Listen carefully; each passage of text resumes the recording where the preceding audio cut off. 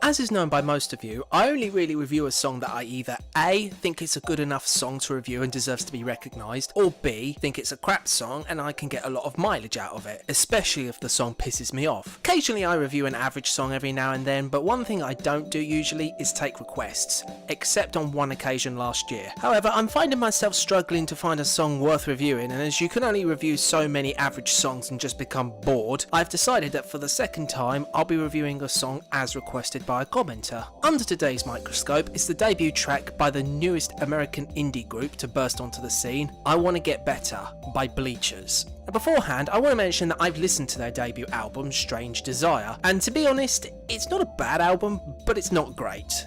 It's an alright album. I found it to be very disjointed in terms of the production, and the instrumentation just felt rushed, and the majority of the songs were not memorable in the slightest. Considering that this project is fronted by the guitarist from Fun, Jack Antonoff, I expected something with a little more bombast and vigour, but overall I was left kind of underwhelmed by the whole thing. However, I Wanna Get Better is easily the best song off the album, and it isn't due to the fact that a chunk of the album is pretty average. The song is a genuinely good one. The song definitely boasts a great instrumentation, backed by staccato-styled piano chords, a great drum track, and a stellar guitar solo in the bridge. In an interview, Antonoff stated that he considers the song as a mission statement about a myriad of bad things that have occurred to him in his life, which include the aftermath of 9/11, the death of his sister in 2002, his cousin's death in 2003, and a bad acid trip. The death link is found in verse 1 concerning the lines, I've trained myself to give up on the past because I've frozen time between hearses and caskets, and how Antonoff tried finding some sort of comfort and clarity through religion. However, this doesn't provide him any comfort in getting through his pain. Leading into verse 2, which concerns his acid experience. The lyrics lead me to believe that Antonoff's acid experience was due to his pain along with the rejection by someone he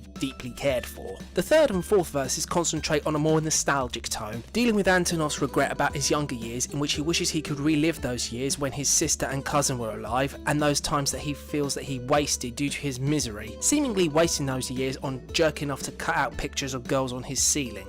I think. Verse 5 focuses on a brief interlude where he envisages his sister urging him to move on from her demise, and the final verse seems to conjure the image of Antonoff wanting to end his pain through crashing his car and being carried away, which could symbolise possible suicidal tendencies. The chorus is basic anthemic yells, Antonoff reiterating that he wants to get better, all the while notifying he didn't know what loneliness was until he envisaged his dead loved ones, and that he didn't know that he was in such a bad state before realising that he had to change his mindset. Despite being an album full of glimmers of hope, yet not capitalising on these fully, at least in my opinion, this anthemic style song stands out as being the highlight of Strange Desire. It catches a feeling of nostalgia that is very rare among songs nowadays, and taking the moment where the singer is in a lull in his younger years and is in need of help and making it a fun bouncy track when it could have easily turned into a whiny melancholic bore fest is something of a breath of fresh air. This isn't something that I can see charting in the UK because, well, it's the UK. But for what it's worth, with some tight production and a more concentrated approach, I think this side project could turn out a great album in the next couple of years.